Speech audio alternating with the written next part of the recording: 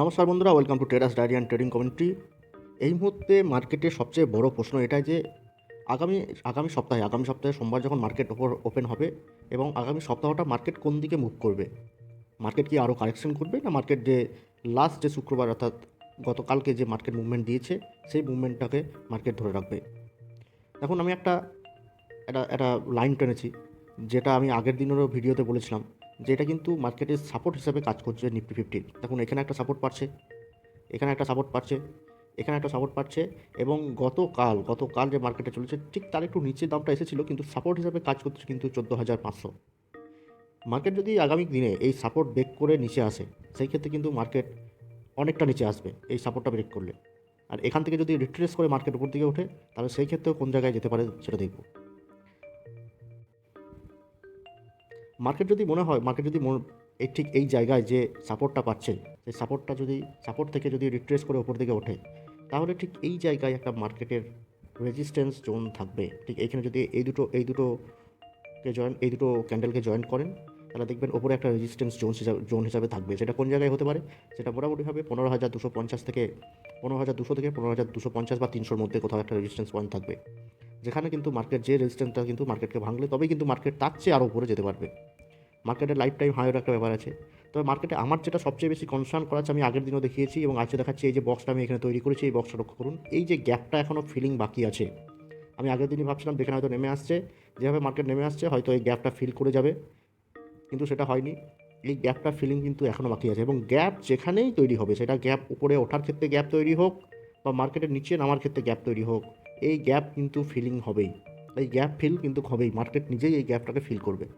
এবং এই ক্ষেত্রে যেহেতু উপরে ওঠার সময় গ্যাপ হয়েছে, তাই নিচে নেমে এসেই মার্কেট কিন্তু এই গ্যাপটাকে ফিল করবে। এই মুহূর্তে সাপোর্টটা রয়েছে, এই মুহূর্তে একটা খুব ভালো সাপোর্ট রয়েছে, যেটা আমি আগের ছবিতে দেখালাম, এবং সেই সাপোর্টটা কিন্তু খুব স্ট্রং সাপোর্ট হিসাবে এই মুহূর্তে কাজ করছে মার্কেটে। রেজিস্ট্যান্স এই মুহূর্তে অবশ্যই 15,000 নিজে একটা খুব ভালো রেজিস্ট্যান্স, এবং 15,800 কাছাকাছি আরেকটা রেজিস্ট্যান্স। আগামী সোমবার যখন আবার শেয়ার মার্কেট ওপেন হবে, দুটো বিষয় সবচেয়ে বেশি ইম্প্যাক্ট ফেলতে পারে। একটা অবশ্যই যে ইউএস বন্ড, যেটা শুনেছেন আপনারা অনেকেই, সেটার রেট অফ পার্সেন্টেজ যদি 1.7 এই মুহূর্তে আছে, সেটা রেট অফ পার্সেন্টেজ যদি 2%-এর কাছাকাছি চলে যায় বা 2% পেরিয়ে যায়, তাহলে সেক্ষেত্রে কী হবে না, শেয়ার মার্কেট থেকে ইনস্টিটিউশনরা পয়সা তুলে তারা ইউএস বন্ডের দিকে ঝুঁকবে, ইউএস বন্ডে ইনভেস্টমেন্ট করবে। দ্বিতীয় যে কেসটা ইন্ডিয়ার জন্য সবচেয়ে এই মুহূর্তে গুরুত্বপূর্ণ, সেটা হচ্ছে কোভিড কেস। কোভিড সিচুয়েশন যদি আবার একটা লকডাউন সিচুয়েশন তৈরি করে দেয়, তাহলে সেই ক্ষেত্রে কিন্তু ইন্ডিয়ান মার্কেটে সেটা ইফেক্ট সবচেয়ে বেশি পড়বে। এবং এটা নিশ্চয় সবাই বুঝেছেন বা জেনেছেন যে কোভিডের প্রথম কিন্তু আঁচটা এসে পড়ে স্টক মার্কেটে, এবং সেই জন্য একটা আপনাকে কারেকশানের ব্যাপারটা মাথায় কিন্তু রাখতে হবে। একটা দিন খুব ভালো বুলিশ মোমেন্টাম দিয়েছে বলে এক্সাইটেড হয়ে যাওয়ার কিছু নেই, বা অ্যাগ্রেসিভ বাইং করতে লাগবো এরকম ভাবার কিন্তু কিছু নেই। আপনাকে কারেকশানটা মাথায় রাখতে হবে। এবং থার্ড যেটা 3 নম্বর যে একটা জায়গা তৈরি হবে, সেটা হচ্ছে এই মাসটা কী মাস চলছে, মার্চ এপ্রিলে কিন্তু কোম্পানির এবার রেজাল্টগুলো অ্যানাউন্সমেন্ট হবে। কোয়ার্টার টু কোয়ার্টার যে রেজাল্টস অ্যানাউন্সমেন্ট হয়, সেই সব রেজাল্টগুলো কিন্তু অ্যানাউন্সমেন্ট হবে। এবং দেখা যাবে যখনই কোনো একটা কোম্পানির কোয়ার্টারের রেজাল্টে কিছুটা লস বুকিং করছে কোম্পানি, সঙ্গে সঙ্গে সেই কোম্পানির শেয়ারের দামটা কিন্তু কমবে। অতএব মার্কেট কিন্তু সেই সময় এই যে কোয়ার্টারে যখন রেজাল্ট অ্যানাউন্স হয়, তখন কিন্তু মার্কেটে একটা ভোলাটাইলিটি থাকে, এবং সেই ক্ষেত্রে কি বেশিরভাগটা কারেকশনের সম্ভাবনাটাই বেশিরভাগ থাকে। সেই ক্ষেত্রে মার্কেটে কারেকশনের সম্ভাবনাটাই কিন্তু বেশিরভাগ থাকে, এবং সেই কারেকশনটা কিন্তু পেন্ডিং কারেকশন, এখন কিন্তু সেই কারেকশন শুরু হয়নি, সেই কারেকশনটা কিন্তু হবে। কারেকশন হওয়ার চান্সই বেশি যদি খুব ভালো রেজাল্ট সমস্ত নিফটি ফিফটি সমস্ত 50টা কোম্পানির আসে, তাহলে সেক্ষেত্রে আলাদা জিনিস, যে তাহলে মার্কেট হয়তো একটা বুস্ট পাবে যে ওপর দিকে যাওয়ার। কিন্তু যদি কোনো কারণে রেজাল্টগুলো নেগেটিভ আসে, কিছু কিছু কোম্পানি অবশ্যই নেগেটিভ পজিটিভ মিশিয়ে থাকবে, সেখানে কিন্তু একটা মার্কেটের একটা কিন্তু কারেকশনের ব্যাপার কিন্তু থেকে যাবে। এই 3টে বিষয় কিন্তু এই মুহূর্তে সামনে রয়েছে মার্কেটের সামনে, এবং মার্কেট এইগুলোতে কীভাবে রিয়াক্ট করবে তার উপর ডিপেন্ড করবে কিন্তু মার্কেট কোন দিকে মুভমেন্টটা করবে, কারেকশন করবে, রিট্রেস করবে, না উপর দিকে উঠে আবার কোনো। এবং আরও একটা বিষয় যেটা মার্কেটে প্লে করতে পারে, বা যেটা খবরে আসছে, নিউজে আমিও শুনেছি, আমি আর্টিকেল একটা শুনেছি, যে ইউএসএতে একটা সার্ভে হয়েছে, ইউএস ব্যাংক একটা সার্ভে করেছে, এবং সেই সার্ভেতে জিজ্ঞেস করা হয়েছিল যে মার্কেটটা 10%-এর উপর কারেকশন কোন জায়গায় করবে। তো দেখা যাচ্ছে 45% অফ দ্য গ্লোবাল যারা ম্যানেজার, তাদের মত অনুযায়ী 45%-এর মত অনুযায়ী ইউএস বন্ড যদি 2%-এর ওপরে যায়, তাহলে কিন্তু মার্কেট 10% কারেকশন করবে, and that will impact hour Indian market to. US market যদি 10% কারেকশন করে, ইন্ডিয়ান মার্কেট কিন্তু তার একটা প্রভাব, নিশ্চিত প্রভাব ইন্ডিয়ান মার্কেটে পড়বে। কারণ বুঝতেই পারছেন, ইউএস বন্ড তার পার্সেন্টেজ হেরফেরের জন্য যদি ইন্ডিয়ান মার্কেটে প্রভাব পড়ে, তাহলে নিশ্চয়ই ইন্ডিয়ান মার্কেটে প্রভাব পড়বে। মার্কেট যদি 10% কারেকশন করে, ইউএস মার্কেট যদি 10% কারেকশন করে আসে, তার প্রভাব কিন্তু ইন্ডিয়ান মার্কেটে অবশ্যই পড়বে, কারণ সেটা বুঝতেই পারছেন। এবার কিছু আমরা স্টক নিয়ে আলোচনা করবো, যে স্টকগুলো আগামী সপ্তাহের জন্য আপনারা নজরে রাখতে পারেন। প্রথমে যে স্টকটা নিয়ে আলোচনা করবো সেটা পাওয়ার গ্রিড নিফটি 50 স্টক। আগের দিন অর্থাৎ গতকালকে খুব ভালো একটা বুলিশ মোমেন্টাম দিয়েছে, যদিও পুরো মার্কেটই বুলিশ মোমেন্টামে ছিল, কিন্তু একটা ভালো মোমেন্টাম দিয়েছে। একটা সাপোর্টের জায়গায়, এই জায়গায় একটা খুব ভালো সাপোর্টের জায়গায় মার্কেট একটা আছে, সেটা অবশ্যই মানতে হবে আপনাকে, যে এখানে সাপোর্ট একটা খুব ভালো আছে, এবং এই সাপোর্টের অনেক আগে থেকেই কিন্তু উপর দিকে উঠেছে মার্কেটটা। যদি সাস্টেন করে, তাহলে সেই ক্ষেত্রে কিন্তু পাওয়ার গ্রিড আগামী সপ্তাহের জন্য সুইং ট্রেডিংয়ের জন্য পাওয়ার গ্রিড একটা ভালো পজিশনে যেতে পারে। এবং দেখছেন রেজিস্ট্যান্স কোন জায়গায় হতে পারে। রেজিস্ট্যান্স দেখুন, যেটা এই জায়গায় একটা রেজিস্ট্যান্সের জায়গা ছিল, এই জায়গায় একটা রেজিস্ট্যান্স ছিল, একটা সাইকোলজিক্যাল রেজিস্ট্যান্স 230, 230, এই 230 কিন্তু টাচ করে এই মুহূর্তে আছে ক্যান্ডেলটা, এবং একটা ভালো বিগ একটা ক্যান্ডেল তৈরি করেছে। ক্যান্ডেলটা দেখুন বেশ ভালো, body of the candle is solid, মানে খুব, যেমন এখানে একটা ক্যান্ডেল তৈরি হয়েছে, বডি অফ দ্য ক্যান্ডেল খুব ছোটো, উইকটা বড় কিন্তু বডি অফ দ্য ক্যান্ডেল ছোটো। এখানে কি বডি অফ দ্য ক্যান্ডেল বেশ সলিড, তার মানে কি তার ক্ষেত্রে কী বোঝা যাচ্ছে, এখানে যখন দামটা ওপেন হয়েছে, তারপরে কিন্তু সলিড বাইংটা হয়েছে, এবং সেই বাইংটা কিন্তু অনেকটা কিন্তু হোল্ডে আছে বলেই দামটা এই জায়গায় আছে, না হলে দামটা উপরে যেয়ে নেমে চলে আসতো। 1 বছরের নিরিখে যদি পাওয়ার গ্রিডকে দেখেন, তাহলে দেখতে পাবেন এই জায়গায় একটা পাওয়ার গ্রিডের 52 উইকস একটা হাই, বা এই জায়গায় এখন লাস্ট 2017 নিচের দিকে দেখুন, মে জুন জুলাই, ঠিক এই জায়গায় সবচেয়ে বেশি হাই দামটা ছিল, সেইটা কিন্তু ক্রস করছে। আমি এখানে মান্থলি চার্ট লাগিয়েছি, পরপর 2 মান্থের, এই যে মার্চ মাসের ক্যান্ডেলটা দেখুন, মার্চ মাসের ক্যান্ডেলটা কিন্তু এই জায়গাটাকে ক্রস করছে, অর্থাৎ একটা ব্রেকআউট একটা মান্থলি ক্যান্ডেলে কিন্তু একটা ব্রেকআউট সিনারিও তৈরি হচ্ছে পাওয়ার গ্রিডের জন্য। মান্থলি ক্যান্ডেলে একটা ব্রেকআউট সিনারিও তৈরি হচ্ছে, তবে কি মান্থলি ক্যান্ডেলে এখনও কিন্তু কোনো রিট্রেসমেন্ট হয়নি বা কোনো কারেকশন আসেনি, সেটাও কিন্তু আপনাকে লক্ষ্য রাখতে হবে, যে ঠিক এই জায়গায় কিন্তু মান্থলি কোনো ক্যান্ডেলে কোনো কারেকশন আসেনি, সেটা মাথায় রাখতে হবে। তাই খুব বড় ধরনের টার্গেট দিলে হবে না, যেহেতু মার্কেটে অনেক কিছু ইম্প্যাক্ট করছে মার্কেটকে, তাই এখন যখনই ট্রেডিং করবেন, কোনো বড় টার্গেট নিয়ে ট্রেডিং করা কিন্তু যাবে না। খুব কনফিডেন্স না হলে বড় টার্গেট নিয়ে ট্রেডিং করা যাবে না, খুব অল্প টার্গেট নিয়ে সুইং ট্রেডিং করা যেতে পারে বলে আমার মনে হয়। নেক্সট যে স্টকটা আলোচনা করবো সেটা জেএসডব্লিউ এনার্জি। এখন তো পাওয়ার, এনার্জি, এইসব স্টকগুলোর একটা পুরো সময় চলছে বলা যেতে পারে। এই জায়গাগুলো লক্ষ্য করুন, এই জায়গাটা লক্ষ্য করুন, এখানে এই জায়গাটা লক্ষ্য করুন, আর এখানে এই জায়গাটা লক্ষ্য করুন। 3টে কনসলিডেশন পিরিয়ড। এখানে দেখুন কনসলিডেশন পিরিয়ড পেরোনোর পর একটা দিন খুব ভালো মুভমেন্ট দিয়েছে একটা ক্যান্ডেল, এখানেও তাই কনসলিডেশন পিরিয়ডের পর এখানে খুব একটা ভালো মোমেন্টাম দিয়েছে। এই কনসলিডেশন যে পিরিয়ডটা এই মুহূর্তে চলেছে, এরপর কি কোনো ভালো মোমেন্টাম আসবে, এইটার সুযোগটাই আমাদেরকে নিতে হবে, এটার জন্য আমাদেরকে অপেক্ষা করতে হবে, যে এই কনসলিডেশন পিরিয়ডের পর যদি ভালো মোমেন্টামের আসছে এরকম মনে হয়, একটু ওপর দিকে ক্যান্ডেলটা খুলে, সেই ক্ষেত্রে কিন্তু নজরে রাখবেন যাতে যদি একটা ভালো মোমেন্টাম তৈরি হয়, সুইং ট্রেডিংয়ের জন্য অসম্ভব ভালো হতে পারে। এবং দেখছেন যে ঠিক যে জায়গায়, একটা জিনিস লক্ষ্য করুন, যে জায়গায় কনসলিডেশনটা ব্রেক করে ওপর দিকে উঠছে, কতটা বড় ক্যান্ডেল তৈরি করছে দেখুন, যে জায়গায় কনসলিডেশনটা ব্রেক করছে কতটা বড় ক্যান্ডেল তৈরি করছে দেখুন। অর্থাৎ যারা ধরুন ঠিক এই জায়গায় যারা ট্রেডটা নিয়েছে, এই কনসলিডেশন পিরিয়ডটাকে লক্ষ্য রেখে যারা ঠিক এই জায়গায় ট্রেডটা নিয়েছে, যারা হয়তো অনেক আগে নিয়েছে, তাদের কিন্তু কী বলবো, তাদের ইনভেস্টমেন্টটা অনেকদিন আটকে থেকেছে, বা অনেকদিন ধরে ওয়েটিং থেকেছে, হোল্ডে থেকেছে, অনেকে হয়তো লস বুক করে বেরিয়ে যাবে, আবার অনেকে যারা হোল্ড করতে পারে, যা বোঝে, তারা কিন্তু হোল্ড করবে, কারণ কনসলিডেশন পিরিয়ড মানে কিন্তু একটা শক্তি সঞ্চয় করা এবং ওপর দিকে ওঠা, এই একটা সাইকোলজিক্যাল অ্যাডভান্টেজ কিন্তু থাকে। কনসলিডেশন পিরিয়ডটা দেখুন, ঠিক 65 বা 60 ধারে পাশে এই জায়গায় কনসলিডেশন পিরিয়ড, যখন একই সাথে ব্রেক করেছে, 75 ক্রস করেছে, এখানেও দেখুন ঠিক একই জায়গায় 75-এর একটু উপরে 76 বা এই জায়গায় যখন ব্রেক করেছে, 85 ক্রস করেছে। তাই এই কনসলিডেশন পিরিয়ডটা যখন ব্রেক করে, তখন কিন্তু একটা ভালো মোমেন্টাম দেয়, তাই আমি বলবো এটাকে একটু নজরে রাখতে। এবং 5 বছরের সিনারিওতে যদি দেখেন জেএসডব্লিউ এনার্জি, তাহলে দেখতে পাবেন 2018 জানুয়ারি ফেব্রুয়ারিতে যে দামটা ছিল, তার খুব কাছাকাছি, সেটা হায়েস্ট হয়তো ছিল 5 বছরের, তার খুব কাছাকাছি রয়েছে, বা সেটা একবারের জন্য ক্রস করেছে ক্যান্ডেলটা। মান্থলি ক্যান্ডেলে এই মার্চ মাসের যে ক্যান্ডেল, সেটা কিন্তু ক্রস করেছে, এবং বলা যায় না এপ্রিল মাসের ক্যান্ডেলটাতে কিন্তু মান্থলি ব্রেকআউট একটা চলে আসতে পারে জেএসডব্লিউ এনার্জিতে, একটা ভালো সুযোগ আছে এই জায়গায়। হ্যাঁ, অনেক দিন মান্থলি ক্যান্ডেলে দেখুন রিট্রেসমেন্ট এই মুহূর্তে দেখতে পাবেন না, এখানে একটা রিট্রেসমেন্ট দরকার ছিল, কোনো রিট্রেসমেন্ট দেখা যাবে না, কিন্তু এই যে একটা হাই তৈরি হয়ে আছে 2018 জানুয়ারি ফেব্রুয়ারি এই জায়গায়, এইটাকে কিন্তু একটা ব্রেক করতে পারে আগামী মাসের মান্থলি ক্যান্ডেলে, এবং সেই ক্ষেত্রে খুব ভালো একটা ট্রেডিং হতে পারে। যদিও আমি আবারও বলছি যে এখানে কিন্তু কোনো রিট্রেস হয়নি, এখানে কোনো রিট্রেসমেন্ট কিন্তু আসেনি, কোনো রেড ক্যান্ডেল দেখতে পাবেন না এই জায়গায়। তাই নজরে রাখুন, যদি ভালো সুযোগ বোঝেন তাহলে অবশ্যই একটা ট্রেডিং ভালো হতে পারে বলে আমার মনে হয়। নেক্সট যে স্টকটার আমি কথা বলবো সেটা মাইন্ডট্রি, আইটি সেক্টর স্টক। আইটির একটা খুব ভালো কোম্পানি এই মুহূর্তে, এবং প্রচুর সব এর খুব নাম করছে বলা যেতে পারে। দেখতেই পাচ্ছেন প্রথম খুললেই যেটা দেখতে পাবেন, স্ট্রেংথ উইকনেস খুললেই যে 52 উইকের high in the past week, recent past উইকে কিন্তু 52 উইক হাই করেছে।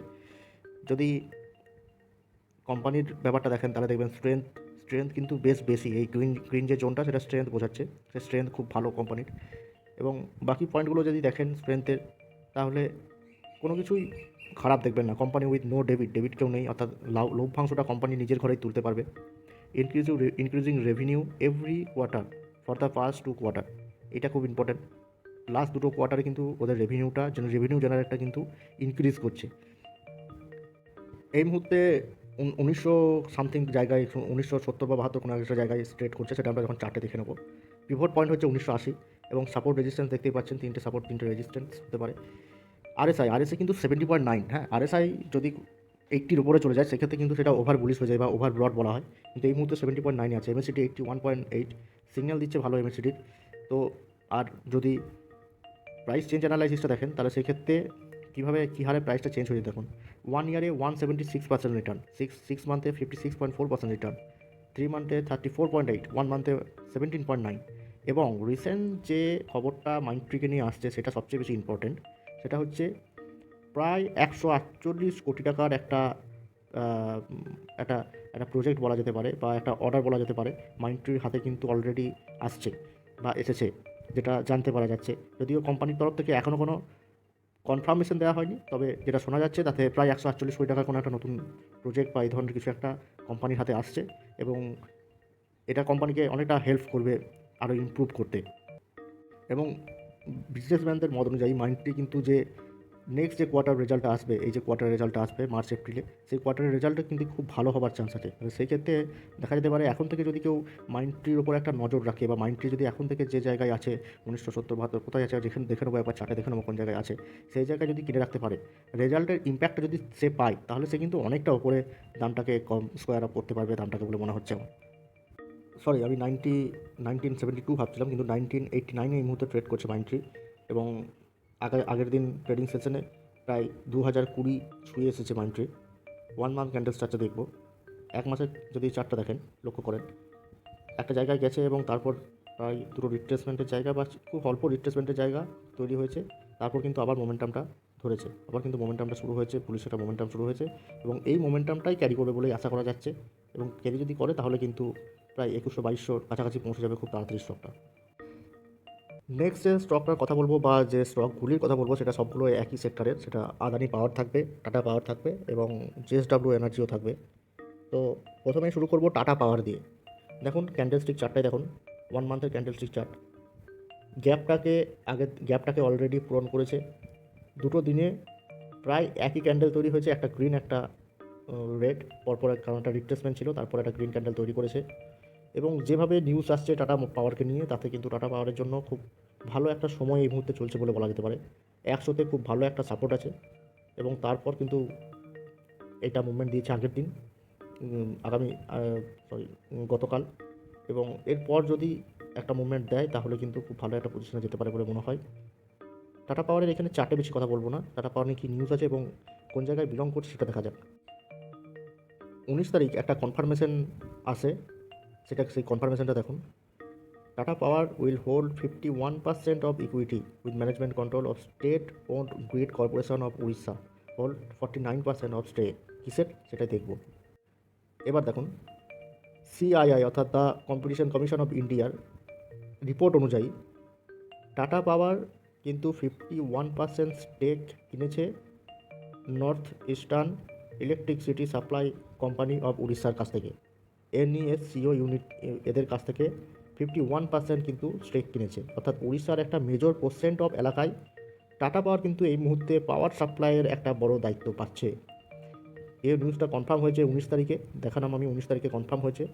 1 ফেব্রুয়ারি এই নিউজ নিয়ে এরকম একটা নিউজ এসেছিলো, তবে সিসিআই কিন্তু এই নিউজটা কনফার্ম করেছে 19 মার্চ, এবং আশা করা যায় এই নিউজটার পর কিন্তু টাটা পাওয়ার একটা খুব শেয়ার মার্কেটে টাটা পাওয়ার খুব ভালো একটা মোমেন্টাম দেবে।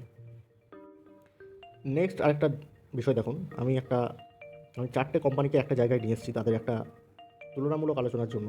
টাটা পাওয়ার আছে, জেএসডব্লিউ এনার্জি আছে, আদানি পাওয়ার আছে, টরেন্ট পাওয়ার আছে। আচ্ছা, আপনাদের মনে প্রশ্ন উঠতে পারে পাওয়ার সেক্টরের স্টকগুলো এত ভোলাটাইল হচ্ছে কেন, এতটা বুলিশ মোমেন্টাম দিচ্ছে কেন?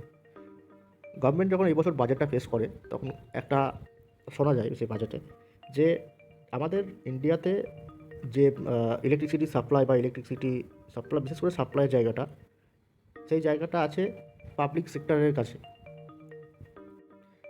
এবং যেটা বললাম যে রাজ্যগুলো কিন্তু প্রাইভেট সেক্টর আছে যারা ইলেকট্রিসিটি ডিস্ট্রিবিউশন বা এই ধরনের কাজের সাথে যুক্ত। এবং লাস্ট যে গভর্নমেন্টের যে বাজেটে হিসাব বলে যে টোটাল ইন্ডিয়ায় সমস্ত রাজ্যে যে পরিমাণ পাওয়ার ডিস্ট্রিবিউশন কর্পোরেশন রয়েছে তাদের টোটাল লস প্রায় 4.5 লাখ করোড় এখনও অবধি। এতটা অ্যামাউন্ট অফ লাখ করোড় এই লসের জন্য কিছুটা সেন্ট্রাল গভর্নমেন্ট পে করার কথা বলে, কিন্তু মোস্টলি যেটা বলা হয় যে এবার আস্তে আস্তে পাবলিক সেক্টর থেকে, এবং যে রাজ্যগুলি এই ধরনের সমস্যার মধ্যে পড়েছে তারা কিন্তু অ্যাকচুয়ালি পাবলিক থেকে প্রাইভেট সেক্টরের দিকে এইসব ডিস্ট্রিবিউশন ব্যাপারটাকে ভাগ করে নেওয়ার চেষ্টা করছে। এবং সেক্ষেত্রে প্রাইভেট সেক্টরগুলো যদি সেই সুযোগ পায় যে বিভিন্ন রাজ্যে পাওয়ার ডিস্ট্রিবিউশনের দায়িত্বে পায়, তাহলে সেই সব জায়গায় কিন্তু সবচেয়ে বেশি বেনিফিটেড হতে পারে যে স্টকগুলো, সেগুলো কিন্তু already as a player stock মার্কেটে আছে। টাটা পাওয়ার হোক, জেএসডব্লিউ এনার্জি হোক, আদানি পাওয়ার হোক, টরেন্ট পাওয়ার হোক। আদানি পাওয়ার নিয়ে একটা খবর শোনা যাচ্ছে, রাজস্থান গভর্নমেন্টের সঙ্গে কিছু ডিস্ট্রিক্টে আদানি পাওয়ারের কিছু সমস্যা চলছিল, সেখানে সুপ্রিম কোর্টের রায় অনুযায়ী রায়টা আদানি পাওয়ারের ফেভারেই গেছে। এবং তাই এইসব পাওয়ার স্টকগুলো কিন্তু এখন বেশ একটা হইচই চলছে মার্কেটের মধ্যে এই পাওয়ার স্টকগুলোকে নিয়ে। এবার পাওয়ার স্টকগুলোর পজিশনটা দেখুন, ফেস ভ্যালু প্রায় সবগুলোর 10, টাটা পাওয়ারের ক্ষেত্রে 1। ট্রেড ভ্যালুর ক্ষেত্রে সবচেয়ে আগে বিলং করছে অবশ্যই টাটা পাওয়ার, এবং ভিওয়াপ অনুযায়ীও ভ্যালুয়েবল সবচেয়ে বেশি টরেন্ট পাওয়ারটাও আছে এর মধ্যে। টরেন্ট পাওয়ারটা স্টকগুলোর মধ্যে সবচেয়ে বেশি দামি স্টক এই মুহূর্তে। তো মেনলি যেটা সবচেয়ে বেশি এখন চলছে সেটা টাটা পাওয়ার এবং আদানি পাওয়ার, এই দুটোকে নিয়ে। ট্রেডিং ভলিউমটাও বেশ ভালো ভলিউমে ট্রেড হচ্ছে। আদানি পাওয়ার এবং টাটা পাওয়ার দুটোই কিন্তু একটা কালেকশন করে তারপর আবার উপর দিকে ওঠার চেষ্টা করছে, এবং ভাবা যাচ্ছে যে আদানি পাওয়ার খুব 100 খুব কাছাকাছি চলে আসবে কিছুদিনের মধ্যেই। অবশ্যই টাটা পাওয়ার তো আছেই। টাটা পাওয়ার এই মুহূর্তে প্রথম কথা টাটার একটা পাওয়ার কোম্পানি, এবং আদানিও তাই। আদানির যে ট্যাগটা রয়েছে এবং এই মুহূর্তে পাওয়ারের যে একটা ঝড় চলছে সেইটা, এই দুটোর ইম্প্যাক্টই কিন্তু পড়ছে এই স্টকগুলোতে।